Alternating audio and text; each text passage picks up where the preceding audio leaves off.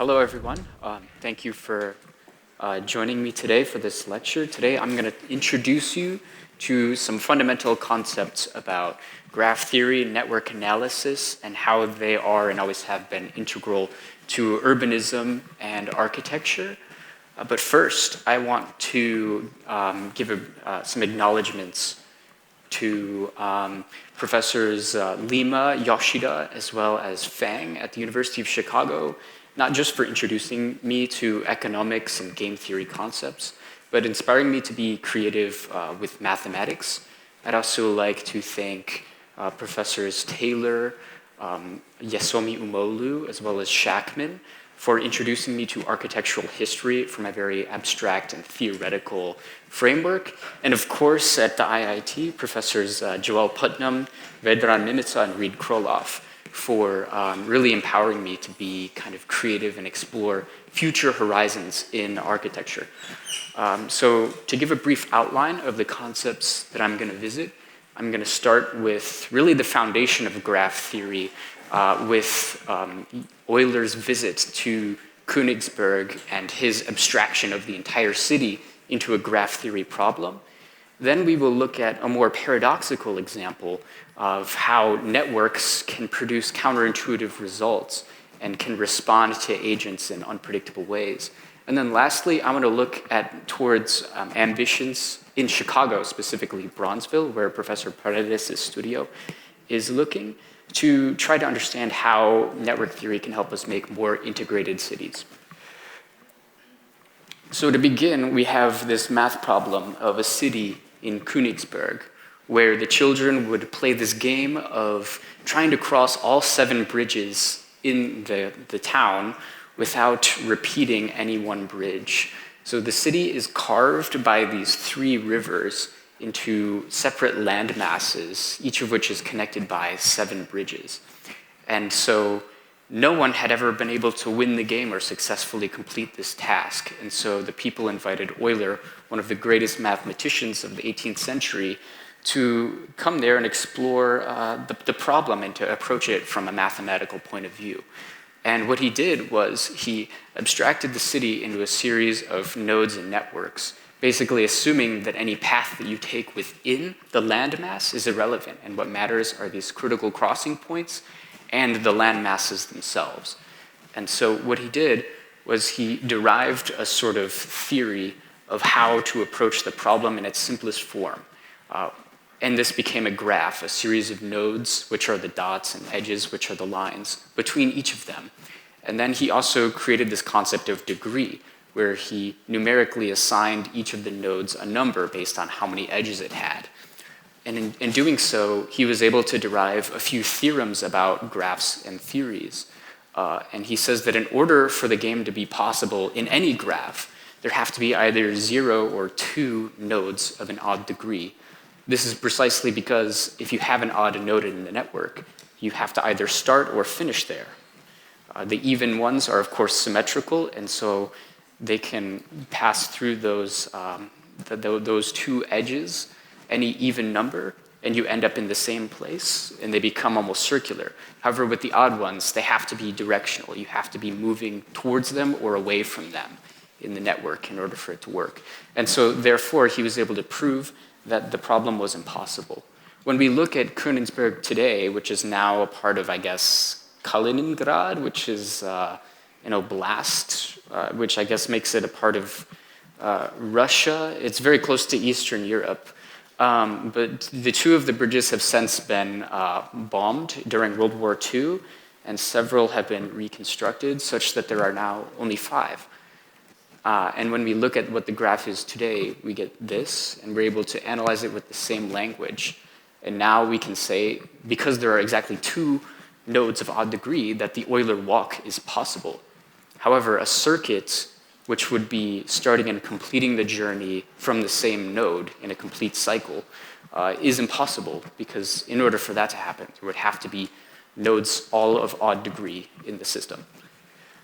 And of course, we can extrapolate that and use this system to make any kinds of increasingly complex nodes and apply this language to any city or any problem of this scale.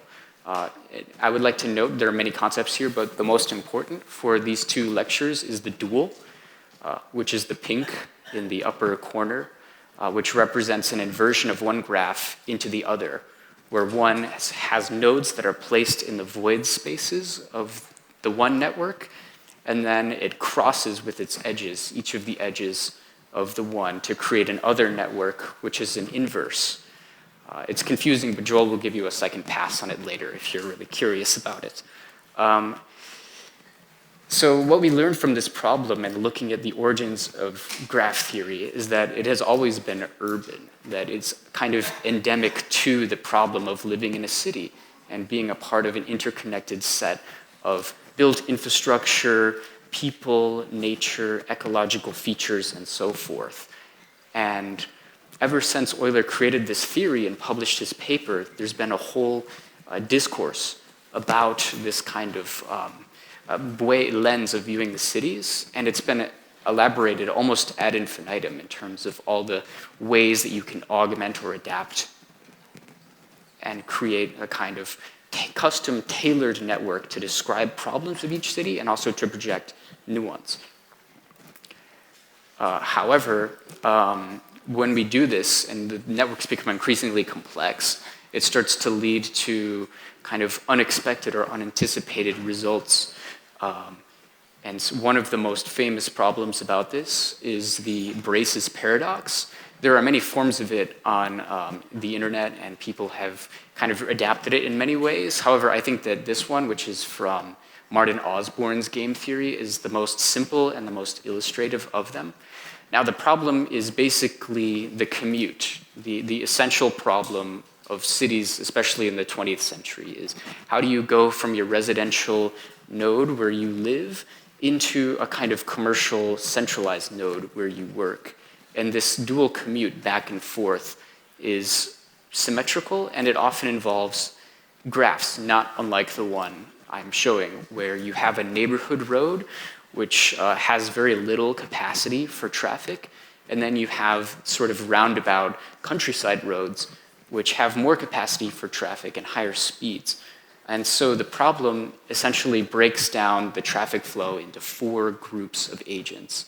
And they have choices in terms of how they are going to travel from point A to point D.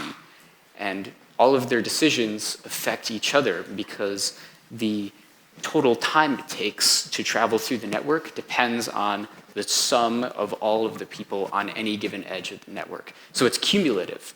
And so people's decisions affect one another in ways that they might not anticipate. And the so-called Nash equilibrium, which is named after one of the foundational thinkers in game theory, is this, where 2 agents choose to take the path through node B, and 2 agents choose to take the path through node C. This is not a solution because it is the most efficient or that it's the best for everyone and as a whole, or that the average person is the most well off. However, it is the solution because each individual now cannot make a move that would benefit themselves more. If, for example, agent 4 in the red chose to switch to group C, then their commute would increase by several minutes, regardless of what would happen to the other 2 agents. And so the question of the problem becomes, what happens when we add a new highway to this network, something that is very high capacity, that is more direct, that is going to presumably allow people to travel faster.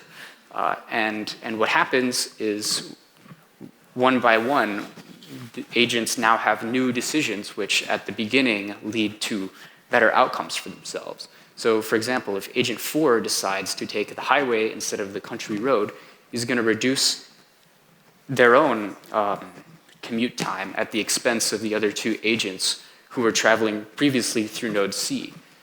And in response, those 2 agents are also going to switch to the highway. And in doing so, they're going to increase the commute time of agent 1.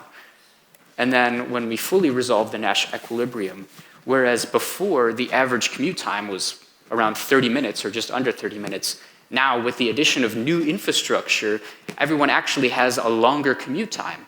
It has increased by just over 2 minutes. How can it be possible that adding more infrastructure to a network and increasing its connectivity can lead to worse outcomes for the agents? It's precisely because they're acting independently in a system and they need to think strategically about each other's actions and the consequences beyond the first iteration.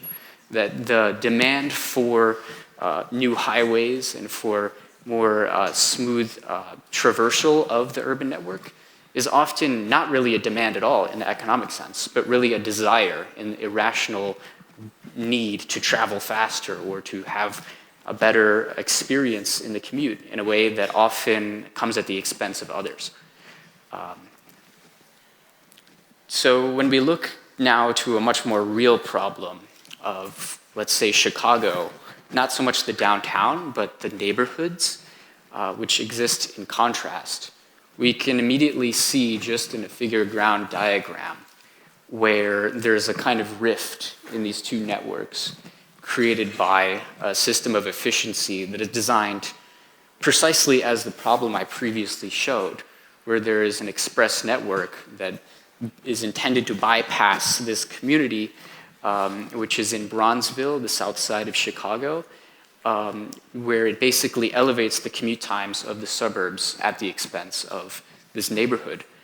And so the problem emerged when Joel and I were responding to an article produced basically by Related Midwest to propose moving the Sox Stadium, which is that kind of weird-looking building right in the center, to the Loop, essentially, much closer to the central node of Chicago as a system. And in doing so, it reminded me of something that a scholar, Eve Sedgwick, said about the school systems in Chicago. And in 2013, when like 50 of the Chicago public schools were closed, her remark, her platitude, was that you can see which kinds of people in neighborhoods that the Chicago government prioritized purely in the names of the schools that were closed. And so when we look at the schools near this baseball stadium, what we see are Jackie Robinson Elementary or Minnie Mignoso Academy. They're named after not only famous White Sox players, but kind of figures and, let's say, exemplar role models for the people of these communities, something to be aspirational and kind of heroes to this locale. But the stadium is not simply a stadium in the abstract, but it exists as a cultural network of those who can really identify and with whom the team resonates. And so when we take that into account and we look at perhaps proposing for a much more high density and kind of, let's say, future-looking way to restitch the fragmented urban divides created by 20th century development, I was really very much interested in looking at the school systems and how we can bring a reciprocity and improvements in the public educational system of this area. And so this began by constructing a graph.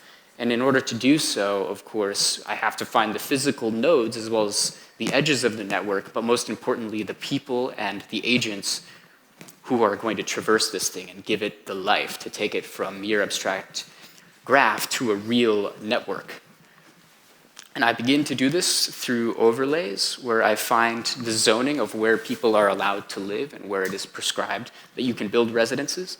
I then look at the demographics of school-aged children and further refine the search and do an overlay analysis to construct a kind of three-dimensional graph of where the priority is in terms of where are the most students in the network. Where do they start? Where is their starting point? Then we find the destinations, right? The schools that already exist in terms of their capacities, and we weight the network in terms of their enrollment, their attendance, and their funding as well. And then we construct a topological kind of set of edges through which people can traverse, where you see the bypasses of the CTA system, the increased speed of the bus system, and then at the bottom of the hierarchy are the pedestrian streets, which are the smallest but also the most complex. And in doing so, we're able to construct a gravity model that tells us the level of access that each of these student bodies and populations have relative to where they are and relative to where the new schools can go. So if we're going to reimagine this neighborhood around the White Sox Stadium, which is currently all parking lots and highways, and it's a kind of urban scar in the legacy of Chicago. Where could we place this new inundation of funding and care and resources that would maximize the connectivity of these networks? And so we iteratively explore all of the possible locations, and we land on a kind of frontier of all of those schools that would perform at a similarly high level in terms of engagement and enrollment. And in doing so, we kind of land on this idea of a school itself as a network, and perhaps borrowing from Hermann Hertzberger to say that schools themselves are cities. And so if a city is a network and a school is a city, then schools themselves have to be sort of networks. And by getting beyond the idea of school as building, or school as one place where education perhaps occurs, then we can foster more resilient learners who are prepared to engage with the city for what it really is. Thank you.